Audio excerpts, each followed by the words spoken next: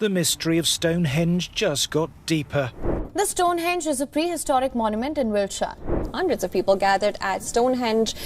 Built some 5,000 years ago, there are still questions about its origin and purpose. For the first time in 4,500 years, we can finally see what is actually inside Stonehenge. And it is not what anyone expected. A research team aimed AI-powered 3D scanners at every single stone, mapped every groove and tool mark down to fractions of a millimeter, and fed the entire dataset into neural networks trained on ancient construction. What those algorithms decoded did not just surprise the team, it shook them. Because hidden inside the stone placement, the AI found acoustic engineering that should not exist for another 2,000 years, mathematical precision that outperforms ancient Egypt and Babylon, and construction techniques that matched nothing else from the Neolithic period anywhere in Britain. But here's the result that truly rattled researchers. The oldest stones at Stonehenge are the most precisely crafted, not the newest. The skill did not build over centuries, it vanished. As if whoever raised these megaliths inherited their knowledge from something far older. Something we have completely lost. What they were told to find, and what they actually found. Here is the deal. Stonehenge sits on Salisbury Plain, 88 miles southwest of London. Massive stone circle, built around 2500 BCE. Stonehenge. Myth and legend have always surrounded its origins. Sarsen stones standing 30 feet tall, weighing 25 tons each. Blue stones hauled 150 miles from the Preseli Hills in Wales. The official story says Neolithic farmers with antler picks, stone hammers, and log rollers dragged these megaliths into position over centuries. No metal tools, no wheels, no written language, no advanced mathematics. Just raw determination and religious motivation. You already know all of that.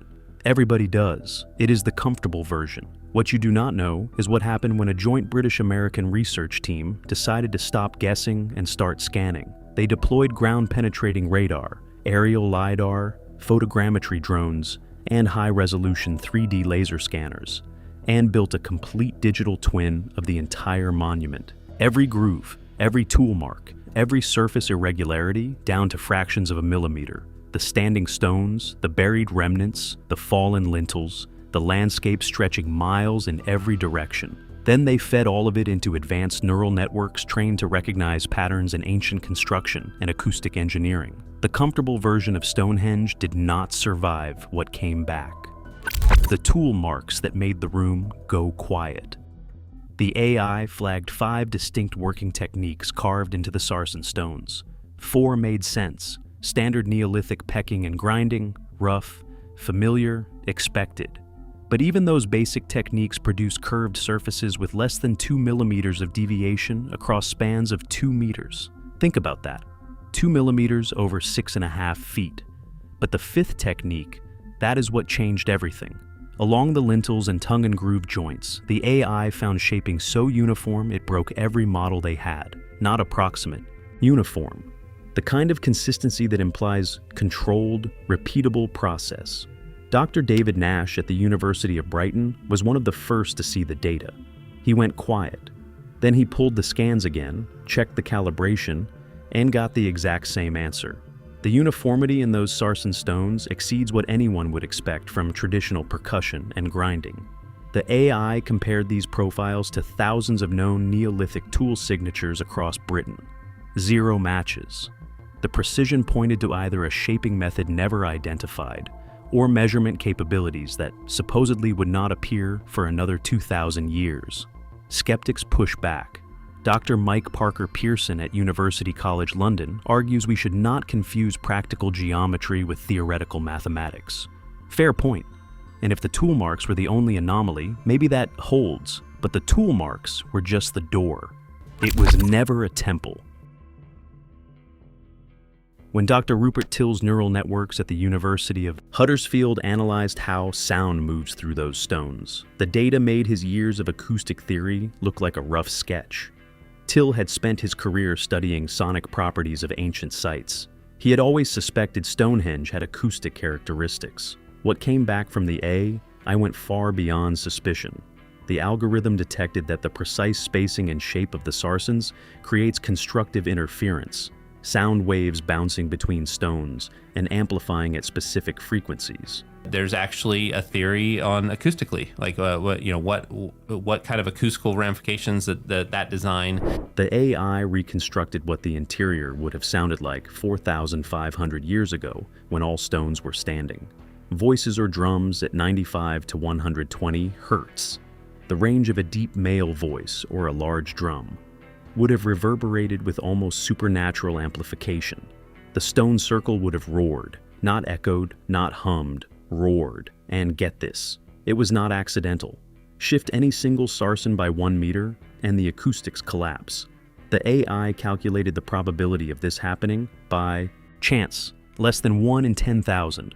The builders understood acoustic engineering that would not be formally documented until the ancient Greeks, 2,000 years later. Skeptics say any circular stone arrangement produces some echo. True, but Dr. Till was clear. These effects are specific, targeted, optimized for particular frequencies. The difference between a room that echoes and a concert hall designed by an engineer. If you want to hear what else those algorithms pulled out of 4,500-year-old stone, hit subscribe. This channel breaks down exactly the kind of discoveries nobody else is covering, because what comes next made the acoustics look like a warm-up. Numbers that should not be there. When the algorithms mapped the geometry of stone placement, archaeoastronomer Dr. Gail Higginbottom at the University of Oxford saw numbers on her screen that made her call the entire team into the room. The AI found Pythagorean triangles, right triangles with sides in the exact ratio of 3 to 4 to 5. The theorem that carries Pythagoras' name would not be formally described until 500 BCE in ancient Greece. That is 2,000 years after Stonehenge was built. And this was not one coincidence. The neural network identified at least 7 distinct Pythagorean relationships embedded in the monument's layout, in the spacing between stone circles, in the relationships between the Aubrey holes and the sarsen circle, in the geometry connecting the station stones. 7 separate instances. But wait, the AI also found precise knowledge of pi. The sarsen circle's diameter and circumference show a ratio of 3.14 to 1, accurate to 99.7%. The Egyptians calculated pi as 3.16. The Babylonians used 3.125. Neolithic Britain got closer than either of them. Then the AY looked at the sky. It reconstructed the night sky over Salisbury Plain in 2500 BCE and found that Stonehenge encodes the 18.6-year lunar cycle, one of the most complex astronomical phenomena observable from Earth. You would need to track the moon for nearly 2 decades just to recognize the pattern. The station stones mark its extreme positions with pinpoint accuracy. Let that sink in. You do not stumble into tracking an 18.6-year cycle with a rope and a stake. The discovery that broke everything. This is the finding that keeps researchers up at night. When the AI analyzed construction phases, distinguishing stones by tool marks, weathering, and working techniques, it uncovered something that contradicts every assumption about how civilizations develop. The earliest stones show the highest precision.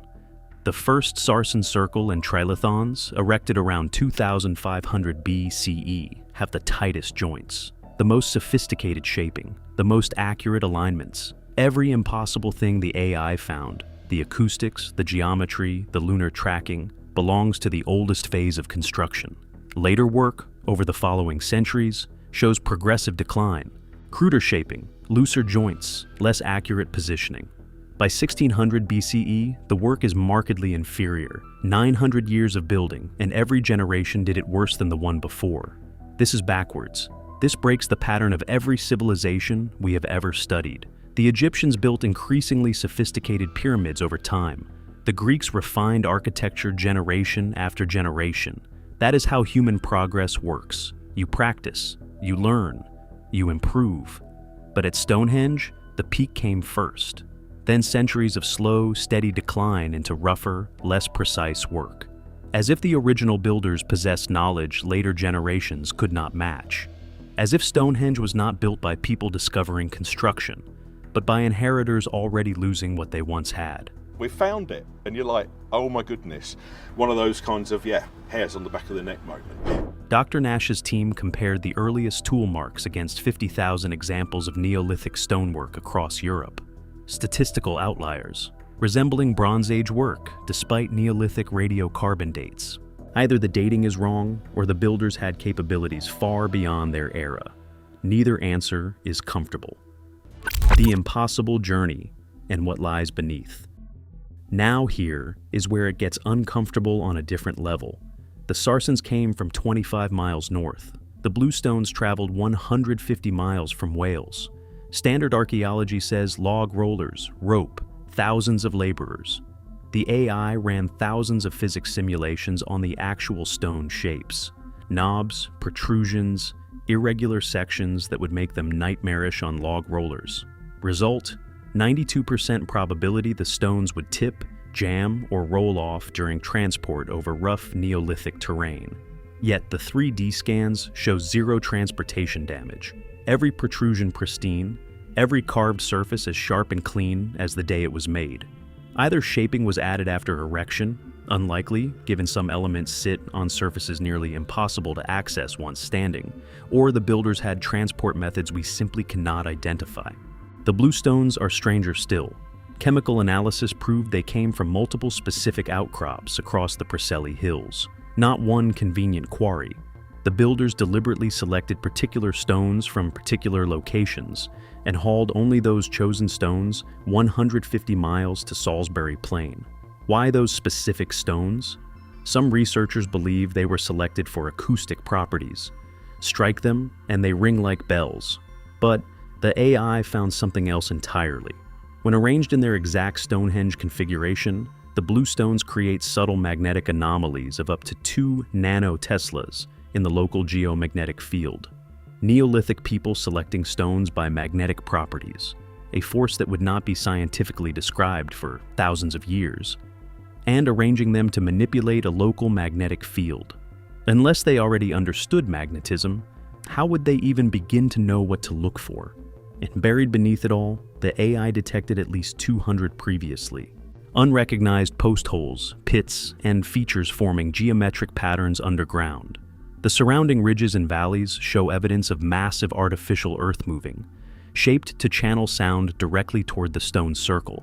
The entire landscape functions as one acoustic amplification system. To anyone inside the circle, it would have sounded like voices rising from the earth itself. What were they actually building? Some researchers now believe Stonehenge was an astronomical computer, a physical device for tracking celestial cycles and predicting eclipses. That would explain 1,500 years of maintenance and modification. It would explain why later builders seemed less skilled. They were running a machine they no longer fully understood. But there is a darker reading. The 18.6-year lunar cycle that Stonehenge tracks affects tides, which influence climate patterns. Some researchers have correlated extreme points in this cycle with historical floods, earthquakes, and severe weather events. The AI detected that Stonehenge's alignments allow observers to predict when those extremes will occur. Combined with solstice tracking and stellar observations, the monument could have functioned as an early warning system for natural catastrophes. Not a temple for worship. A survival tool, dangerous astronomical cycles carved into stone, so the warnings would endure even if the people and their knowledge did not. And Stonehenge is not alone. Göbekli Tepe in Turkey, built 6,000 years earlier, appears to encode cosmic impact warnings. The Nebra Sky disk from Germany tracks climate-linked celestial events. Newgrange in Ireland rivals Stonehenge acoustically. Karnak in France has over 3,000 stones in geometric patterns. What if there was a shared tradition across Neolithic Europe? Astronomical knowledge encoded in the only medium that lasts forever. Only 5% of Stonehenge has been fully excavated. 5%. The AI has detected underground chambers and passages that have never been opened. No one knows what is inside them. No one has looked. And every year the scanners get sharper, the algorithms more powerful, pulling us closer to whatever is still sealed beneath Salisbury Plain. Put there by people who understood things we are only now beginning to measure. The earliest work is the most sophisticated. The knowledge did not grow, it faded. Whatever culture raised that first circle was not learning. They were remembering, and eventually they forgot. The precision disappeared. the acoustic mastery vanished, the astronomical knowledge was buried under centuries of cruder work by people who inherited the monument but lost the understanding behind it. Somewhere beneath those fields, in chambers untouched for 4,500 years, the rest of the answer is waiting. So, what do you think? Primitive farmers who got lucky, or the last echoes of something far older than we have ever been willing to admit?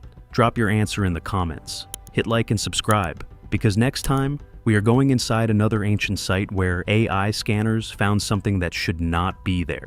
And that one might be even harder to explain.